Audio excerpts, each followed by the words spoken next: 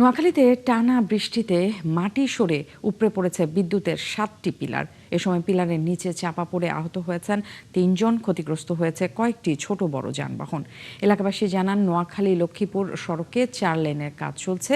রবিবার বিকেল থেকে টানা বৃষ্টিতে বেগমগঞ্জের আমানতপুর ও কেন্দুরবাগ এলাকায় ৩৩ কেভির বিদ্যুৎ সরবরাহ লাইনের ৭টি পিলার ভেঙে পড়ে সড়কের উপর।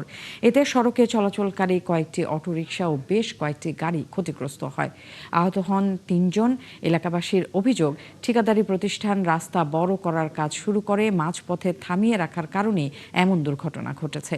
এদিকে বেগমগঞ্জ বিদ্যুৎ উন্নয়ন বোর্ডের নির্বাহী প্রকৌশলী শাহাদাত হোসেন জানান, নোয়াখালী লক্ষ্মীপুর সড়কে যান চলাচল পরে স্বাভাবিক হলেও বেগমগঞ্জের এলাকায় বিদ্যুৎ সরবরাহ স্বাভাবিক করার কাজ চলছে।